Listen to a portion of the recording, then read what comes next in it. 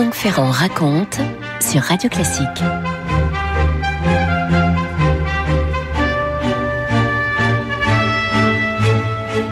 Ça, c'est le genre d'histoire qui commence à Southampton, forcément dans le sud de l'Angleterre. Nous sommes précisément le matin du 16 juin 1860. Le ciel est gris, vous me direz, on est à Southampton. 43 personnes embarquent à bord d'un navire à la coque noire avec 6 grands mâts qui s'appelle le Great Eastern et qui est au sens propre un paquebot. Faut imaginer la musique, la fanfare, malgré la grisaille et, disons-le, pour ce mois de juin, une fraîcheur inhabituelle. Des milliers de personnes sont là pour accompagner ceux qui montent à bord. Il y a des proches des passagers, des badauds, des journalistes tout simplement, qui pour rien au monde n'auraient manqué le départ de ce navire, dont c'est aujourd'hui le voyage inaugural. Il va traverser l'Atlantique de Southampton à New York, ce Great Eastern. Nous sommes donc en juin 1860. Le navire est immense, impressionnant, on n'en avait encore jamais vu de tel. C'est l'ingénieur britannique Isambard Kingdom Brunel qui l'a conçu. Il avait d'abord été l'auteur d'ouvrages industriels pour le chemin de fer.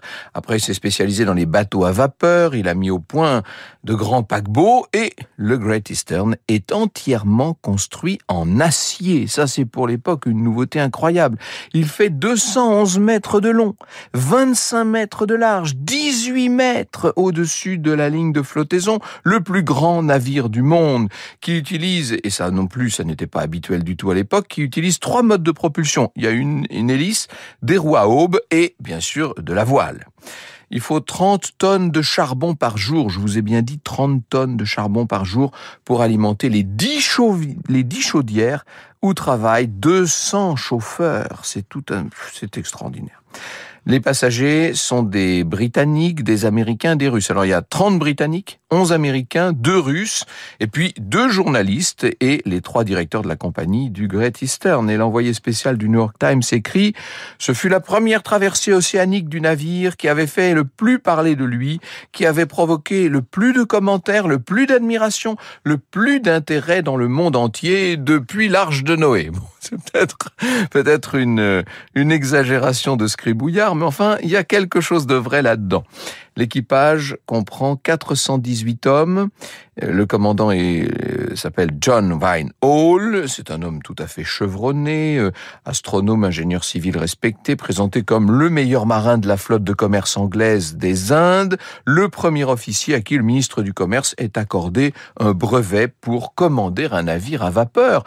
Encore une fois, il faut se mettre bien dans l'état d'esprit d'une époque où tout ça est assez nouveau. Quand tous les passagers sont à bord, on fait donner le canon, et puis ça y est, le Great Eastern s'éloigne dans la vapeur qui se mêle au reste d'une brume matinale accrochée à la crête des flots. Depuis les quais de Southampton, bientôt, on ne voit même plus l'embarcation qui va disparaître dans l'horizon gris-bleu. La traversée est plutôt agréable, les passagers profitent de longues balades sur le pont, on organise même une course de 400 mètres qui va finir par opposer un officier britannique à un matelot. Beaucoup s'amusent à prendre des paris. Le soir, alors que le Great Eastern se pare de lumière grâce à l'éclairage au gaz, tout ça est d'une modernité folle pour l'époque, les passagers admirent les couchers de soleil, bien entendu. Toujours notre envoyé du New York Times, là, qui nous dit « Les passerelles sont presque assez grandes pour nous tous. Se trouver à 4,50 mètres à l'extérieur du bateau et voir sa masse géante glisser sur la mer, qu'elle semble à peine ridée, est un spectacle indescriptible. » On n'a jamais vu ça à l'époque, bien sûr. Les passagers profitent aussi du confort des 5 grands salons décorés de boiseries dorées, de miroirs. Le grand salon, rien que lui, fait 280 mètres carrés. Les passagers les plus fortunés possèdent du reste des cabines avec 2 couchettes superposées repliables, une coiffeuse, un rocking chair, un lavabo, un divan qui en fait dissimule une baignoire équipée de 3 robinets avec eau chaude, eau froide et eau de mer, s'il vous plaît. Les dîners sont de très grande qualité. On a toute une brigade qui cuisine du mouton frais, de la volaille. Au déjeuner, la trompette annonce roast beef à la vieille Angleterre. Et au dîner, consommée paysanne, accompagnée des meilleurs vins, de beaucoup de champagne, orchestre de 6 musiciens pour accompagner tout ça, qui jouent dans le grand salon sous la direction d'un virtuose du cornet à piston. On joue de la flûte, du piano, on danse, on chante, et parfois, disons-le, on va même jusqu'à chanter des chansons grivoises. Franck Ferrand sur Radio Classique. Il se comporte bien en mer, ce Great Eastern. Les coups de vent au cours du voyage sont à peine ressentis à bord. 3 personnes seulement se plaignent du mal de mer. Vous imaginez, il faut dire peut-être qu'aussi, pour oser faire une telle traversée inaugurale, on avait privilégié les passagers qui avaient le pied marin. Mais en tout cas, il y a une certaine tranquillité à bord. Et d'ailleurs, le journal de bord ne cite que 2 querelles mineures entre les chauffeurs et les soutiers. Ils sont pourtant innombrables, je vous l'ai dit, 200 chauffeurs. Il y en a un qui va être mis au fer quand même pour avoir voulu donner un coup de marteau à un autre. Bon, dans la matinée du 28 juin 1860, le navire jette l'ancre en baie de New York. Les quais, les toits des maisons, les clochers des églises sont couverts littéralement d'une foule impressionnante qui voulait voir arriver ce monstre des mers dont le monde entier parle et qui donc atteint sa destination. Des centaines d'embarcations, de yachts, de ferry-boats et puis toutes sortes de bateaux plus modestes ont été littéralement débordés, chargés de New-Yorkais, galvanisés à la vue de ce paquebot. La garnison tire une salve de 21 coups de canon en l'honneur du Great Eastern. C'est une première pour un navire civil, entre parenthèses. Les roues à aubes du Great Eastern dépassent la coque de 5 mètres et c'est un petit peu difficile pour les manœuvres d'accostage. Elles vont toucher le quai, le détruire d'ailleurs, et pourtant la foule s'était agglutinée là, ce qui fait qu'il va y avoir beaucoup de blessés. 12 personnes sont piétinées. Le navire finit quand même par être amarré. Il n'y aura pas d'autres incidents et les passagers peuvent débarquer après ce voyage inaugural qui aura duré entre 10 et 11 jours. 10 jours et 19 heures pour être très précis. Dès le lendemain, on va voir partout dans les baraques alentours toutes sortes de produits dérivés. On vend de la limonade, de la bière, des pastilles à l'étiquette du Great Eastern, même des bourriches d'huîtres. Un hôtel du nom du paquebot géant va même être édifié avec des chambres que le public s'arrache malgré les prix très élevés. Et pendant un mois, le navire devient véritablement la grande attraction populaire à New York. Les curieux se précipitent pour voir le paquebot, même s'ils doivent maintenant payer un prix d'entrée $1, moitié prix pour le moins de 12 ans, dit-on. En un mois, le navire sera tout de même visité par quelques 143 764 visiteurs. Vous imaginez ça? Le Great Eastern va pouvoir revenir en Angleterre et puis on va faire une deuxième traversée et une troisième est fixée pour septembre 1861. Alors celle-là, vous allez voir, elle va être vraiment bien différente de la première. Vous écoutez Radio Classique. Christophe Darc, qui a préparé cette émission, nous ramène à Liverpool, cette fois le 10 septembre 1861. Comme l'année précédente à Southampton, les canons tonnent, les fanfares jouent, tout recommence pour accompagner le départ du Great Eastern vers New York.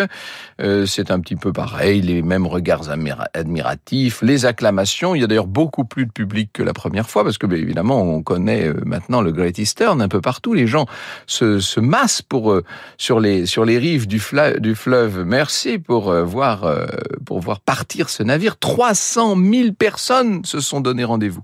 Le Great Eastern a été entièrement rénové, repeint, pour accueillir cette fois 832 passagers, dont une quantité d'Américains.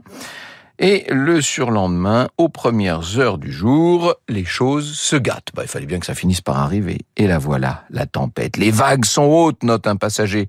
Hautes comme des collines. Les marins les plus endurcis n'arrivent pas à garder l'équilibre. On aurait presque oublié, à cause des 2 traversées qui s'étaient passées sans encombre, qu'on est en train d'essayer de traverser l'Atlantique tout de même. Le commandant du navire, donc le capitaine Walker, s'inquiète. Il constate que les pales en chaîne, longues de 4 mètres, c'est bien ça, d'une des 2 roues à aubes, s'en vont par morceaux.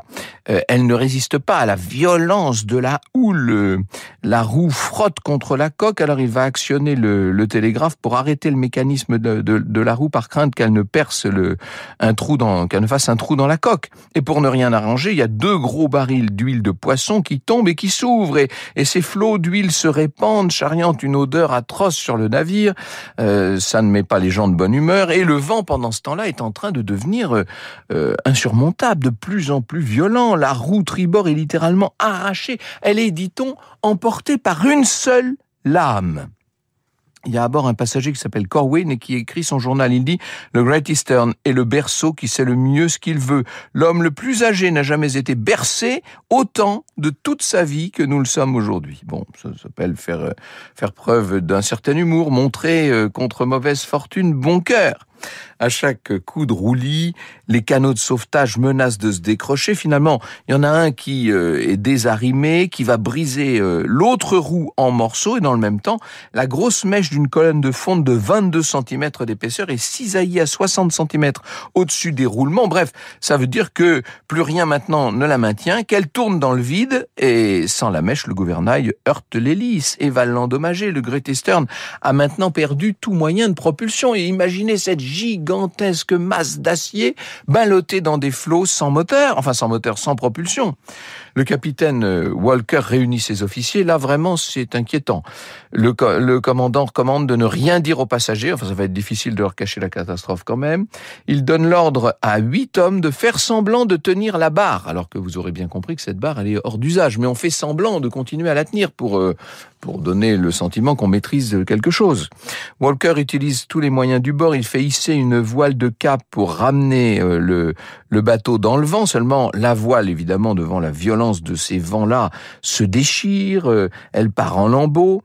Et à l'intérieur, on est très secoué. Hein. Le piano du grand salon est littéralement détruit, les sofas, les fauteuils en teck sculpté recouverts de velours bordeaux, les buffets de noyer décorés de marbre, les portières de soie rouge, tout ça s'en va, se brise, circule librement dans le grand salon.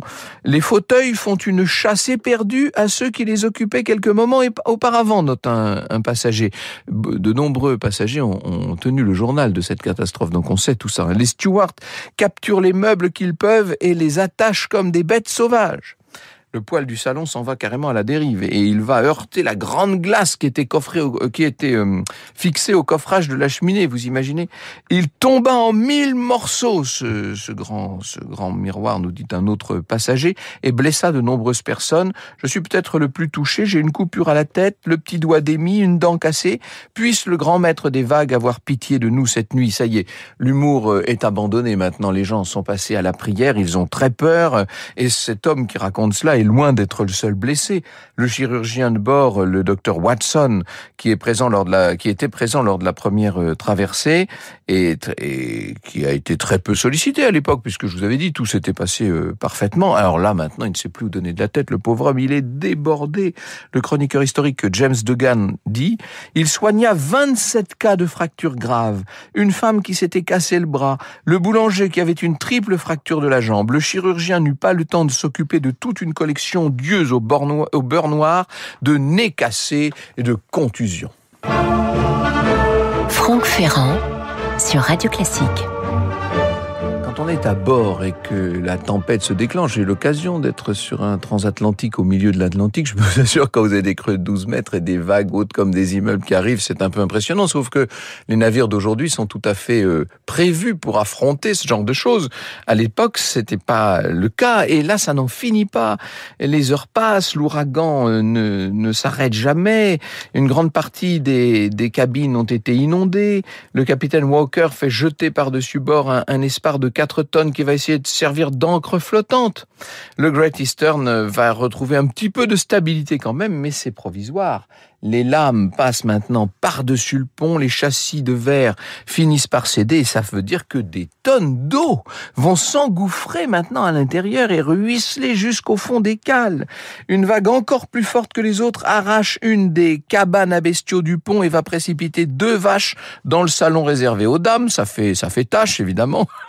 Les deux bovins sont blessés d'ailleurs, et puis on va finir par les abattre, parce qu'on ne sait pas quoi faire de ces vaches dans cet état-là, et on les jette à l'eau. Il y a un cygne qui s'est échappé d'un des enclos, qui se retrouve dans le grand salon et qui court désespérément pour essayer de prendre un peu de vitesse et de s'envoler, sauf que il heurte les cloisons, il retombe. Enfin, c'est un spectacle atroce. Ce qui pourrait n'être qu'une insolite perspective devient véritablement un désastre et un drame. Aucun passager ne peut plus manger correctement. Les cuisiniers, les serveurs ne ravitaillent plus personne. Il y a même un cuisinier qui va être projeté contre un fourneau. Il aura des blessures graves. George Hawkwood, qui est un marchand de Liverpool, a noté, lui aussi dans son journal, « Les passagers se cramponnent aux tables pour ne pas tomber. Les tables ne sont pas fixées car qui pouvait supposer que le grand bateau serait aussi exubérant ? Les tables cédèrent et la scène du grand salon se répéta. Les stewards se précipitent à la rescousse, mais en 2 minutes, toute la vaisselle est brisée sur les tables. Couteaux, fourchettes volent dans un désordre effroyable. La scène s'achève dans une accumulation générale de tables, chaises, débris de vaisselle, passagers, stewards au milieu du salon. C'est une sorte de vision de fin du monde avec une trentaine de passagers qui décident de se réunir. Ils savent que la situation est très grave et ils décident d'aller parler au commandant pour proposer leur aide. Et Walker, qui est épuisé par ces journées très compliquées, se dit qu'après tout, il peut bien les recevoir. Franck Ferrand sur Radio Classique. L'homme que je viens de citer, là, qui s'appelle George Hawkwood, va prendre la tête du comité des passagers. Il examine le navire, il découvre l'étendue des dégâts, les cargaisons, les provisions, les barils, les caisses, les malles de vêtements et d'étoffes, les bijoux, les pièces d'or. Tout a été retourné, éventré, flotté. L'eau menace les pompes à vapeur. Un peu plus tard, le commandant convoque les passagers et leur déclare il y a une mutinerie à bord. Eh bien oui, ça peut paraître incroyable, mais des chauffeurs et des soutiers sont allés dans les coursives vider les bouteilles de cognac et de champagne. En même temps, ces hommes-là étaient convaincus qu'ils étaient en train de vivre leurs dernières heures. Bon, c'est une mutinerie, si l'on peut dire entre guillemets, qui va pas durer bien longtemps. À la fin de la 3e journée de traversée, Walker lance des fusées de détresse en attendant qu'un navire ne vienne sauver le Great Eastern. L'un des passagers, un ingénieur du nom de Hamilton Toll, prend les choses en main. Il met en place une sorte de plan pour restaurer la stabilité du gouvernail. Plan qui d'abord est refusé par Walker, mais devant la gravité et surtout sous la pression du comité de passagers, il finit par accepter. Alors, avec une 20aine de mètres de câbles, le gouvernail va être arrimé à l'aide de chaînes et stabilisé, ce qui permettra au navire une certaine capacité de manœuvre, n'exagérons rien non plus. Le 13 septembre 61 à 5 heures de l'après-midi, le Great Eastern met le cap sur l'Irlande.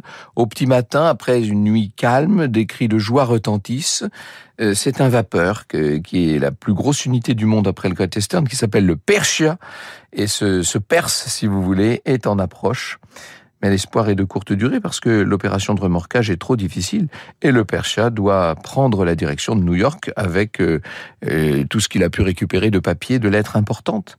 C'est finalement à Queenstown que se dirige le Great Eastern et ce n'est qu'au bout encore de 3 jours tellement pénibles, après avoir quand même débarqué les blessés les plus graves et avoir manœuvré pour stabiliser le paquebot, qu'un navire militaire qui s'appelle l'Advice va prendre le Great Eastern en remorque et le conduire au port. Ça y est, 8 jours de cauchemar, vous imaginez ça, mais ça y est, c'est terminé, les passagers peuvent descendre à terre, beaucoup sont très abîmés, et complètement épuisés, avec des vêtements trempés, ils n'ont même plus de bagages. Et c'est à ce moment-là, alors que tout le monde est sain et sauf, qu'un jeune timonier est atteint à la tête par un brusque retour de la roue du gouvernail, et le voilà qui meurt sur le coup. Ça, c'était vraiment l'accident inattendu, et c'est terrible de mourir comme ça alors que tout le monde était sauvé. Le Great Eastern reprendra la route des mers, néanmoins. En 1862, il heurtera un récif, mais arrivera à bon port à New York. Il sera racheté en 64 aux enchères par Cyrus Field, vous savez, l'industriel, et transformé pour permettre de poser le premier câble télégraphique transatlantique entre l'Angleterre et l'Amérique du Nord. J'avais eu l'occasion de vous raconter cette histoire du câble transatlantique, une aventure assez inouïe du reste. À partir des années 1870, le paquebot va devenir obsolète à la fois pour la pose de câbles sous-marins et pour le transport des passagers. Il sera racheté au milieu des années 80 aux enchères et servira de salle de spectacle, de cirque, de music-hall flottant avant d'être finalement démoli en 1889. À ce moment-là, comme semblent loin les mots de Jules Verne, dans le roman Une ville flottante qui avait été publié dès 1871 et qui racontait une traversée de l'Atlantique sur le Great Eastern, justement, une ville flottante. Je cite Jules Verne, « Plus qu'un vaisseau, c'est une ville flottante. Si le Great Eastern n'est pas seulement une machine nautique, si c'est un microcosme, un observateur ne s'étonnera pas d'y rencontrer tous les instincts, tous les ridicules, toutes les passions des hommes. » Vous écoutez Radio Classique.